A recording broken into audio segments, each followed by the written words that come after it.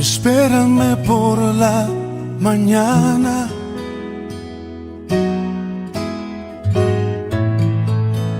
Antes de que salga el sol.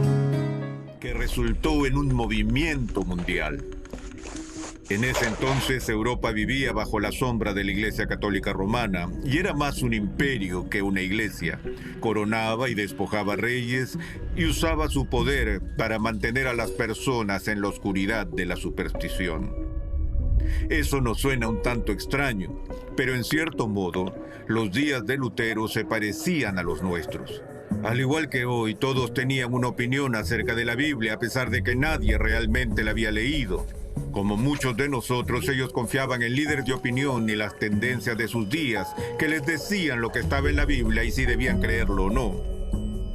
Lutero era una de las pocas personas que leían la Biblia y lo que encontró fue explosivo.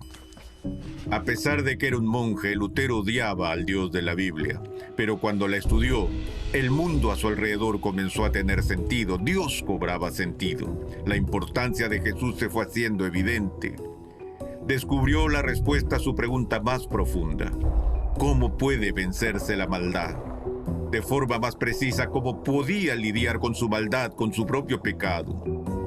Lutero descubrió que no podía hacer nada para solucionar el problema por sí mismo. Tenía que confiar solamente en la obra completa de Jesús. Lutero había descubierto una verdad central. Esto cambió su vida y cambió al mundo. La Reforma Protestante tenía que ver con dos asuntos: establecer quién podía determinar lo que es verdad y reconciliar lo que somos con lo que Dios es. Reconocía que la palabra de Dios es la autoridad final en este mundo y que la vida perfecta y la muerte sacrificial de Cristo son la única respuesta al mal y el único fundamento sobre el cual los pecadores pueden estar delante de un Dios santo. La Reforma Protestante es una historia de transformación, una transformación del odio al amor, de la esclavitud a la libertad y de la fe ciega al descubrimiento glorioso de la verdad en Cristo Jesús. Ministerios Ligonier existe para cultivar esa transformación en una nueva generación. Esa es la publicidad del ministerio, pero bueno, es un video introductorio acerca de la reforma. Como bien saben, el 31 de octubre nosotros celebramos la Reforma Protestante. ¿Y por qué el 31 de octubre? Bueno, el 31 de octubre es el día puntual en el que Lutero clava sus 95 tesis en la puerta de su iglesia. Muchos piensan que eran tesis bastante largas, bastante extensas. Pensamos en tesis, en una tesis universitaria, pero en realidad eran 2 reglones cada frase, ¿verdad? Eran frases de 2 reglones, de 3 reglones, donde él escribía un poco acerca de cuál había sido su interpretación acerca de la Biblia y cómo nosotros deberíamos de vivir nuestra fe, ¿verdad? Y en esas mismas tesis, él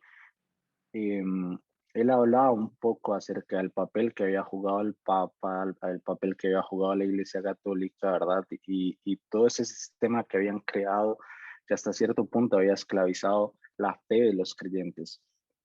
Y por esas mismas tesis es que él va a ser perseguido. Pero bueno, antes de iniciar vamos a orar un poco. Vamos a poner esto en manos de Dios para que Él nos acompañe y que podamos hacer eco de lo que significó la reforma y lo que significa la reforma para nosotros el día de hoy.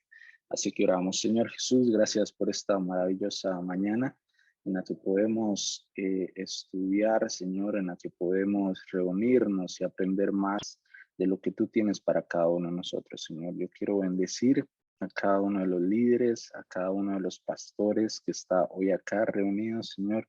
Quiero bendecir a sus comunidades de fe, Padre, y que esta conmemoración de la reforma, Señor, nos recuerde la simpleza y la belleza de tu evangelio, Señor. Que seamos capaces de hacer eco de lo que los grandes reformadores dijeron, Señor, que fue un retorno a tu palabra, un retorno a la sencillez del evangelio, Señor. que podamos hacer que más personas encuentren en la fe ese aspecto liberador, ese aspecto transformador, Señor. Creemos firmemente que tienes un propósito para la iglesia de Costa Rica y para todas las iglesias que están acá representadas y los países que están representados, Señor. Así que danos sabiduría, danos discernimiento y danos el corazón correcto para hacer las cosas que tú quieres que nosotros hagamos. En tu nombre santo, amén y amén. Ok, empecemos. Entonces, vamos a hablar un poco acerca del contexto de la reforma, cómo es que estalla esta bomba, ¿verdad? ¿Por qué es que estalla esta bomba? ¿Por qué es que empiezan a aparecer todos estos personajes como Lutero, como Zwinglio, como Calvino, como Wycliffe, y otros tantos reformadores, ¿verdad? Y empiezan a proponer una nueva forma de entender la palabra de Dios, una nueva forma de experimentar y vivir la fe, ¿verdad? Y el primer punto detonante es este encarcelamiento de la escritura.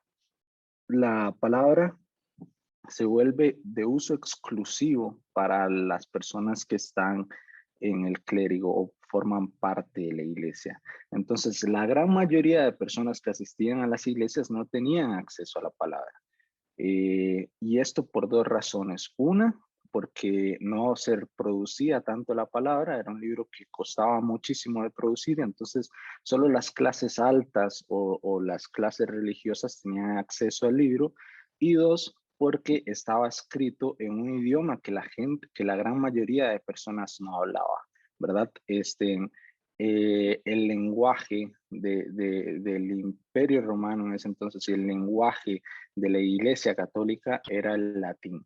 Pero la gran mayoría de personas ya hablaba otros idiomas, entonces no tenían un acceso a la palabra de Dios. Y esto lo que permitía era de que los predicadores o las personas de la iglesia pudiesen decir lo que quisiesen y que no hubiese una forma de contrastarlo con lo que dice la palabra, ¿verdad? Entonces, muchas de las personas que asistían a las iglesias, los fieles que asistían a las iglesias, su manera de tener contacto con la escritura era a través de un intermediario y ese intermediario era el líder de la iglesia, ¿verdad? Entonces no hay una forma de corroborar si lo que me están diciendo es verdadero, si lo que me están diciendo es cierto, si lo que me están diciendo es palabra de Dios, si lo que me están diciendo está en la Biblia. Entonces había un encarcelamiento de la palabra, número uno, porque no habían tantas copias, porque la gente no tenía acceso como tal, porque era un libro caro de producir. Y número dos, porque estaba en un idioma en que las personas no podían entender. Entonces, esto provocó que hubiese mucho abuso espiritual, ¿verdad? Y que muchas de las estructuras religiosas y políticas se aprovecharan de esta ignorancia. Es por eso como surgen las indulgencias y las reliquias, que eran, las indulgencias eran como un tipo de certificado que se le entregaba a las personas, ¿verdad? Las personas pagaban mucho dinero por ese certificado, que lo que te decía era que el familiar que se murió hace poco iba a tener menos tiempo en el purgatorio, o que iba a ser más rápido que saliera del purgatorio, o que vos ibas a tener, cuando murieras, un acceso directo al cielo, ¿verdad? Nada de esto se encuentra en la Biblia, pero como la gente tenía desconocimiento de la palabra, entonces se aprovechaban de esto para generar ingreso. Entonces, tenían las indulgencias, que las indulgencias, la Iglesia Católica contaba con personas que iban de pueblo en pueblo predicando acerca de las indulgencias, invitando a la gente a que las comprara. Y pónganse a pensar en esto. Mucha gente de escasos recursos prefería invertir en una indulgencia que en el alimento de sus hijos. ¿Por qué? Porque estamos pensando en la salvación, en la eternidad. Entonces yo prefiero invertir mi dinero, el poco dinero que tengo, en comprar una indulgencia que en un alimento, en una comida, porque esto va a permitir que mi hijo, que mi hija, que tal vez mi padre que falleció pueda tener acceso directo al Padre. Entonces se aprovechaban de este tipo de ignorancia para generar ingresos. Y otro elemento que utilizaban eran las reliquias, que las reliquias eran, que también utilizaban las personas que iban predicando de pueblo en pueblo. Y ellos lo que enseñaban era que que ellos tal vez contaban con un pedacito de madera de la cruz de Cristo. Entonces compra este pedacito de la cruz de madera que tenemos acá y esto va a hacer que los demonios se alejen de vos y esto va a hacer que te vaya bien. Compra este diente del apóstol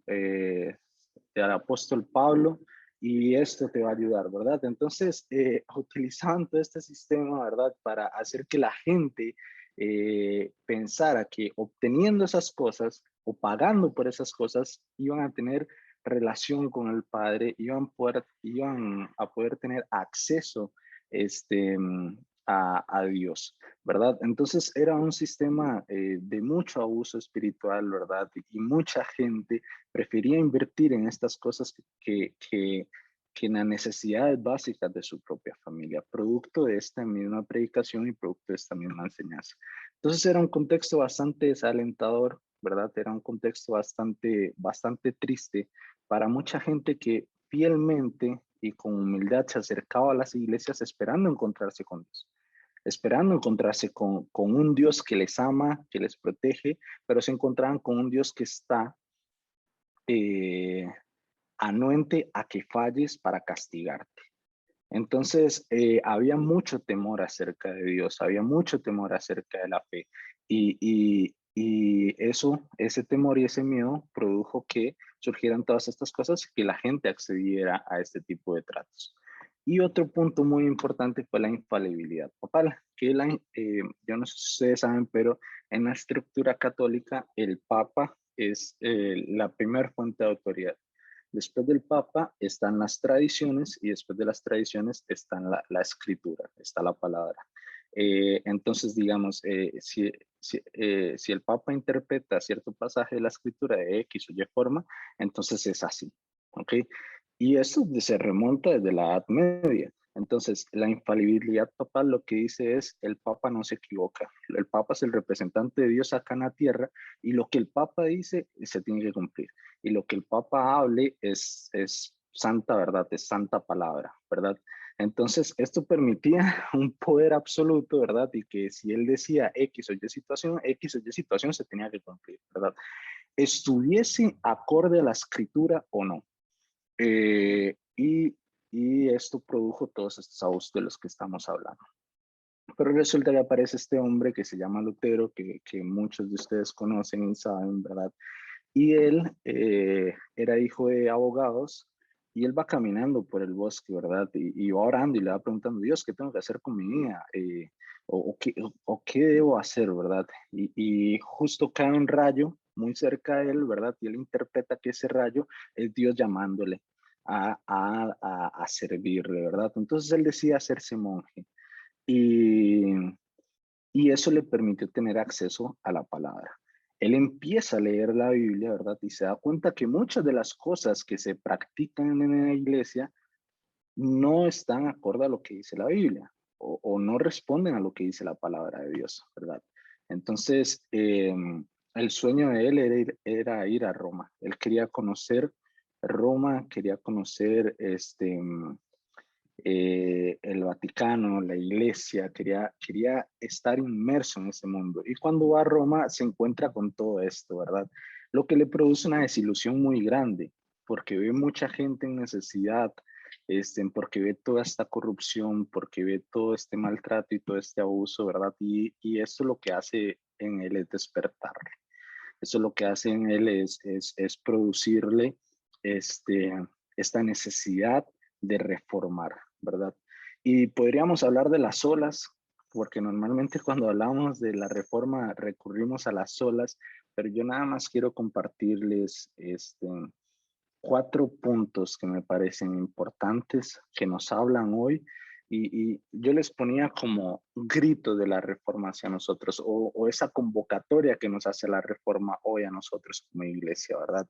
Ese eco que trasciende la historia y que nos invita a nosotros a plantearnos cosas, ¿verdad?, acerca de la iglesia. El primero de ellos es el retorno a la palabra. Este fue un punto crucial en la reforma. Como les dije, la Biblia estaba al acceso de unos cuantos pocos. Y la reforma lo que viene a hacer es devolvernos la palabra de Dios, es que la gente tenga acceso a la palabra de Dios. En el momento de la reforma es donde empiezan a ocurrir un montón de traducciones. Da también surgimiento más adelante, claro, muchísimo más adelante, a lo que va a ser la sociedad bíblica, ¿verdad?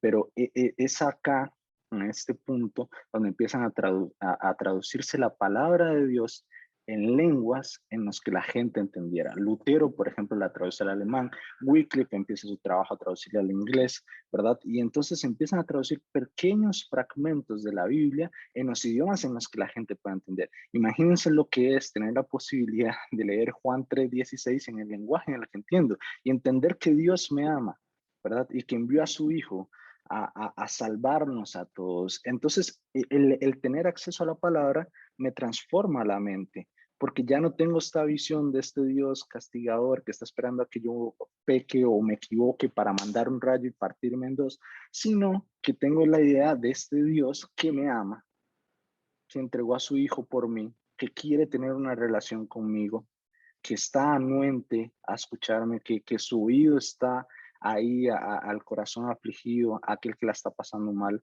Entonces, todos esos versículos que hoy nosotros leemos y que nos parecen maravillosos y que conmueven nuestro corazón y que nos llenan, ¿no? Estoy seguro que les ha pasado que leen un versículo y dicen, qué hermoso leer esto, o qué hermoso lo que Dios está tratando de decirme a través de su palabra.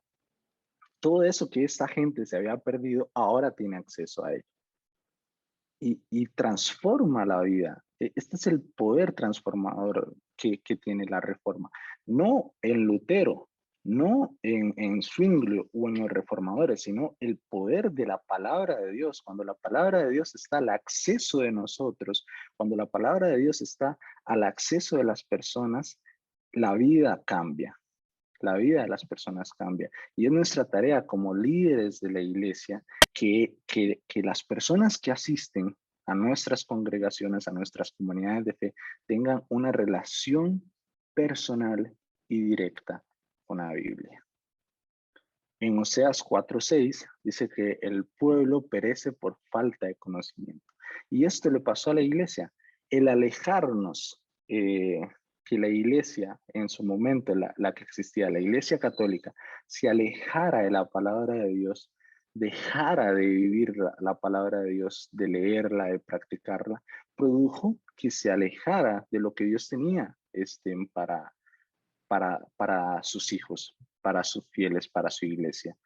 Entonces, el primer llamado que nos hace la reforma a nosotros el día de hoy, o lo primero que tenemos que recordar es que es un llamado, que es una convocatoria a que tanto vos como yo podamos retornar a la palabra.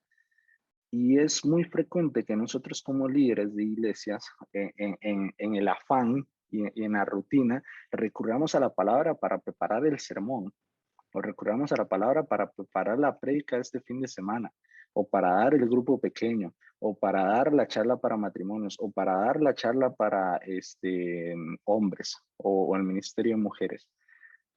Pero es importante tener el espacio íntimo y devocional con la palabra de Dios, en donde no solo la busco para preparar X o Y sermón, sino que la busco porque tengo una sed profunda de lo que Dios tiene para mí, porque tengo una sed profunda de lo que Dios quiere hablarme el día de hoy.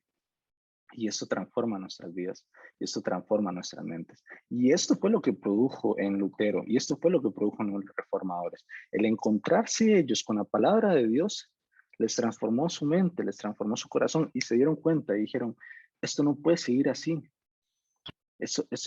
La gente no puede seguir viviendo la fe de la manera en la que la viene viviendo. Ellos tienen que tener este encuentro y este amor por la palabra, así como yo. Y es como surge este pilar de la reforma. Uno de los pilares de la reforma es solo escritura. Es decir, solo la palabra de Dios es la única fuente de autoridad del creyente. Solo la palabra de Dios. No es el Papa, no es la iglesia, es la palabra de Dios, la única fuente de autoridad. Es allí donde yo encuentro vida, es ahí donde yo encuentro esperanza, en la escritura. Y esa es la primera convocatoria que nos hace la reforma el día de hoy.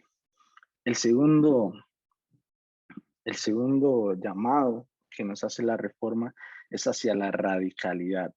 Yo no sé si pusieron atención a esta foto de acá, ¿verdad? Esta foto que está acá, esta se le llamó la dieta de Worm. Justo después de que Lutero publica sus tesis en su iglesia, lo llaman a la dieta de Worm, donde él va, la iglesia católica obviamente reacciona y lo manda a llamar y lo manda a juicio.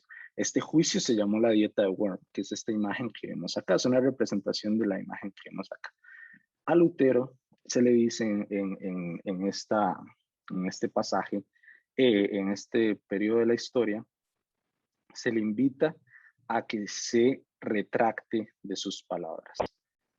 Él, como líder de la iglesia en Alemania, se le invita a que se retracte de sus palabras, a que diga, me equivoqué, la verdad no sé qué estaba escribiendo y me retracto de esto.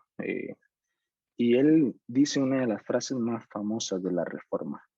Y a mí me llamó poderosamente la atención porque el haber dicho esa frase era sinónimo de que probablemente le iban a matar, de que probablemente iba a ser catalogado como hereje y por lo tanto llevado a juicio y por lo tanto con pena de muerte.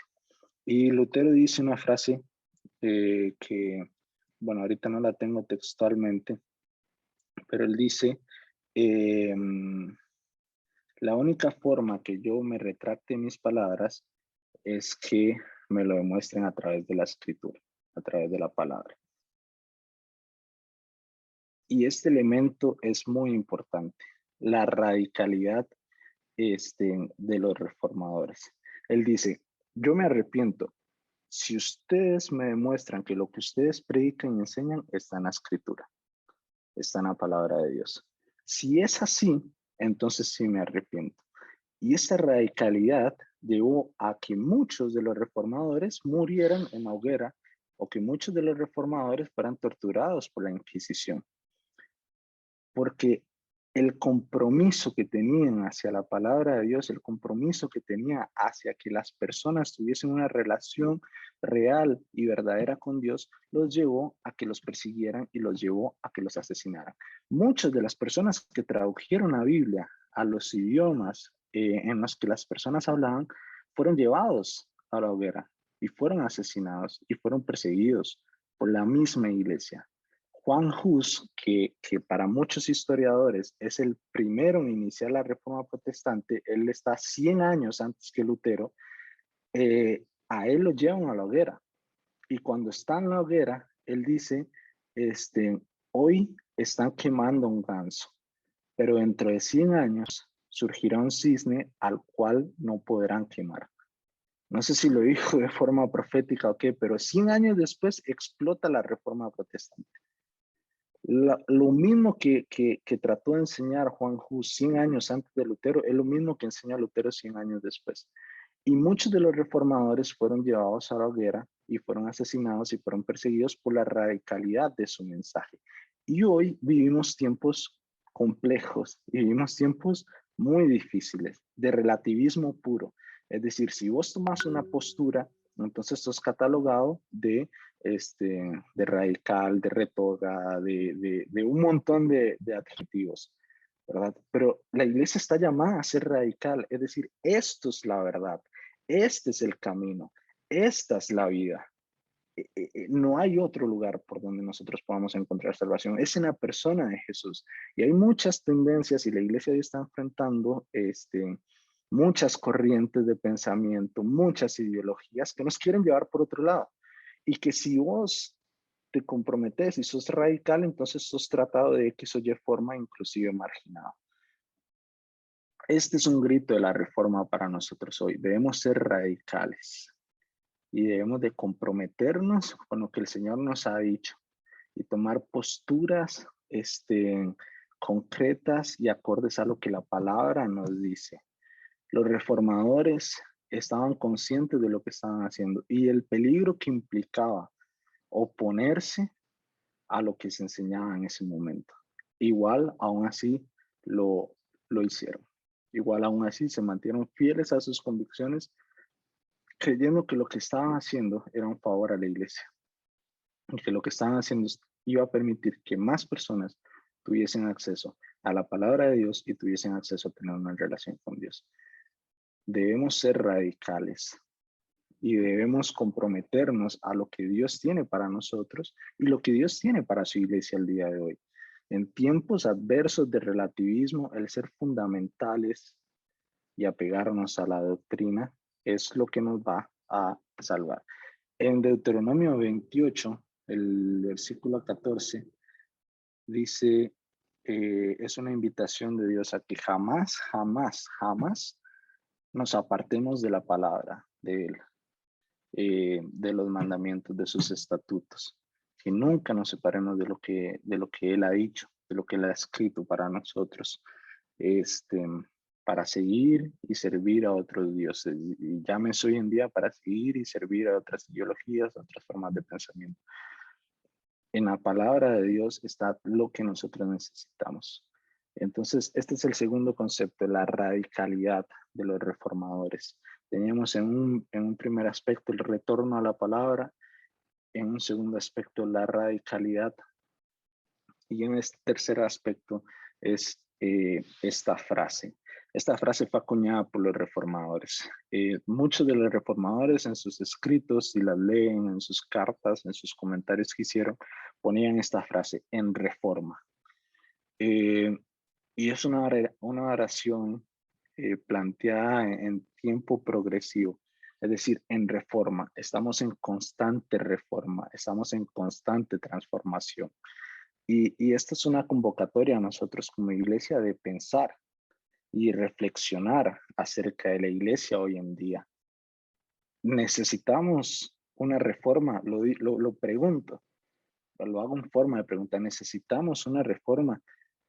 Hay tal vez estructuras que estamos manteniendo que tal vez no responden a la palabra de Dios o que tal vez no responden a las necesidades que estamos viendo hoy en día,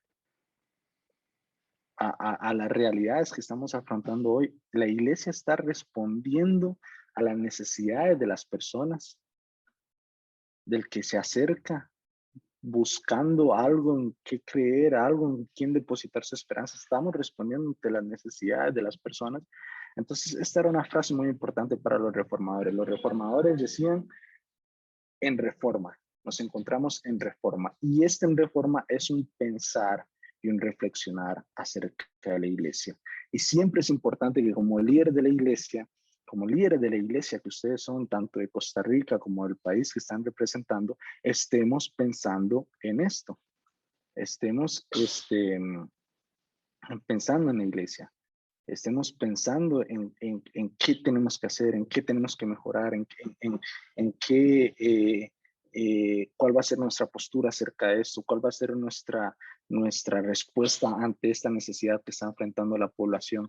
Y en Romanos 12:2 es la invitación de transformar nuestra mente, no al mundo actual, no ante lo que el mundo dice, piensa y hace, sino se han transformado mediante la renovación de su mente. Así vamos a conocer cuán buena, agradable y perfecta es la voluntad de Dios. Así que este es el tercer grito que nos llama. Debemos estar constantemente haciéndonos preguntas, debemos estar constantemente evaluando y reflexionando acerca de nuestra labor como iglesia. Y cómo podemos responder ante las necesidades de las personas y ante las realidades que están enfrentando las personas el día de hoy. Entonces, es un retorno a la palabra de Dios. Por un lado, es un llamado a la radicalidad, es un llamado a esta frase en reforma, de pensar y reflexionar constantemente.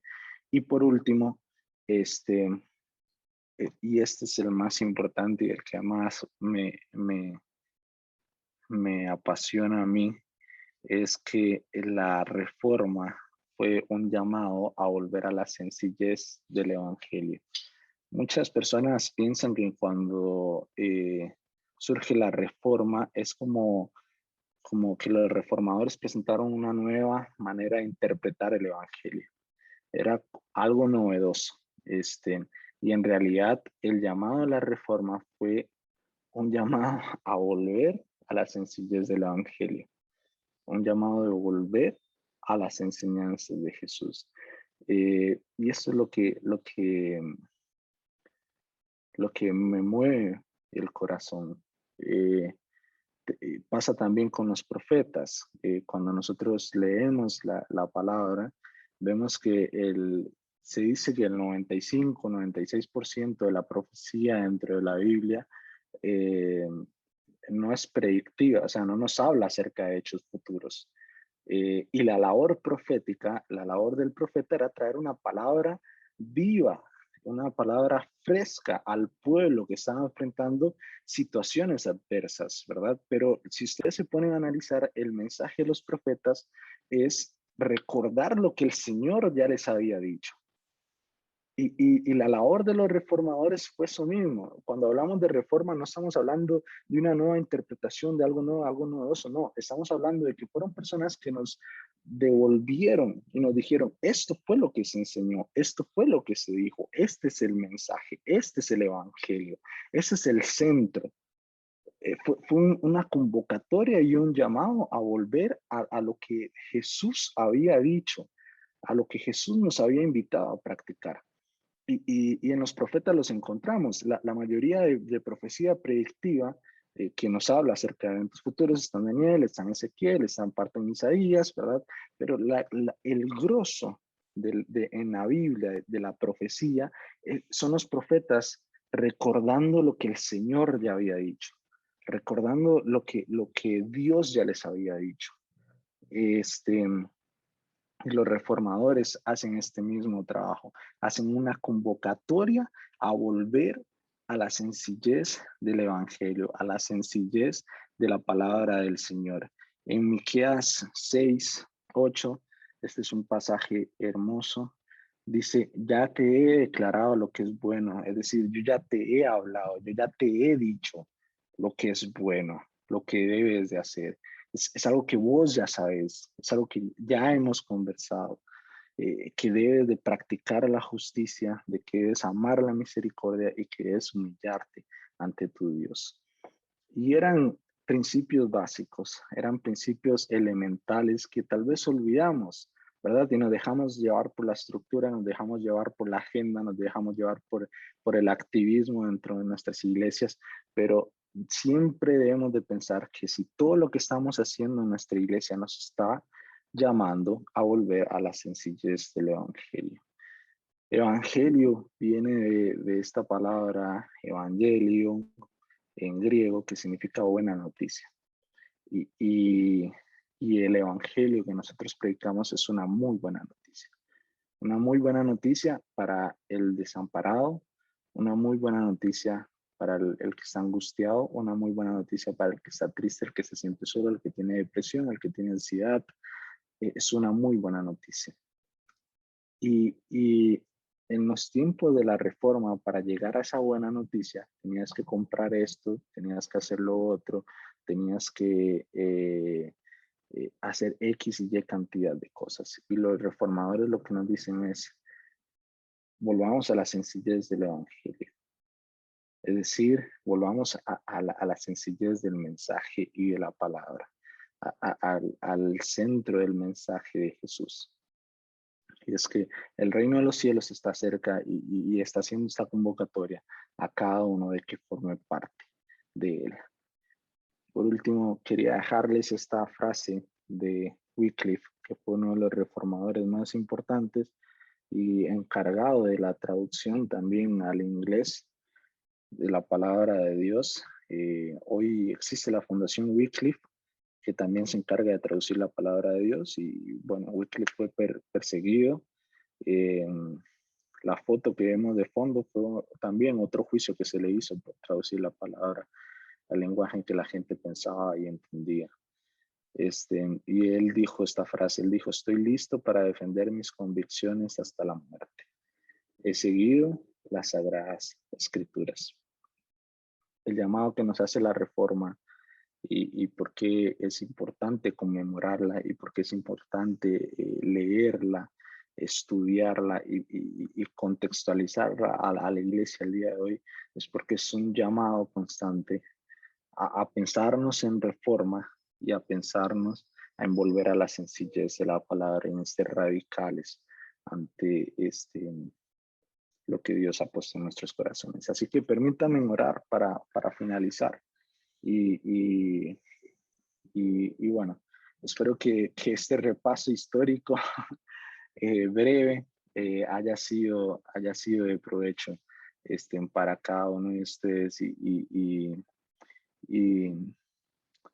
y conmemorar a todas estas personas que decidieron incomodarse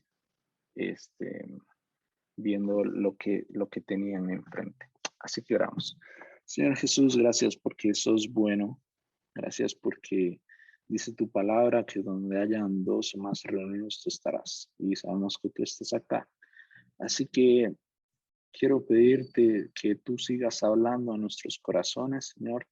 Que tú sigas llenando nuestros corazones de fe y de amor hacia vos primeramente, pero también hacia las personas, Señor. Que podamos entendernos como en reforma y ser responsables con el papel que nos has dado, Señor. Ser responsables con los deberes y obligaciones que nos has dado, Señor. Como líderes de la iglesia, queremos, Señor, y anhelamos ver una iglesia que se aviva por tu palabra, que se aviva, Señor, por el amor hacia el prójimo, Señor, que se aviva por cumplir tu propósito. Y Señor, haznos saber si en algo estamos fallando, haznos saber si en algo nos estamos perdiendo, Señor, y devuélvenos constantemente a la escritura, devuélvenos constantemente a la palabra, pero devuélvenos a la sencillez del evangelio, Señor. Devuélvenos a lo práctico del evangelio, Señor, que es amarte a vos con todo nuestro ser, con todo nuestro corazón y poder amar a nuestro prójimo, Señor, así como tú nos has amado. Vos dijiste: un nuevo mandamiento les doy, es que se amen los unos a los otros, así como yo les he amado, Señor. Gracias por este hermoso espacio y bendigo nuevamente, Padre, a cada uno de los líderes que hoy está acá, a cada uno de los pastores que hoy está acá, Señor. Que sigan transformando no solo sus comunidades de fe, sino la comunidad en la que se encuentran y vos les has colocado. En tu nombre santo. Amén. Y amén. Muchísimas gracias por la invitación y que el Señor les bendiga. Espérame, Jesús, por la mañana. Amado mío, espera, ahí está.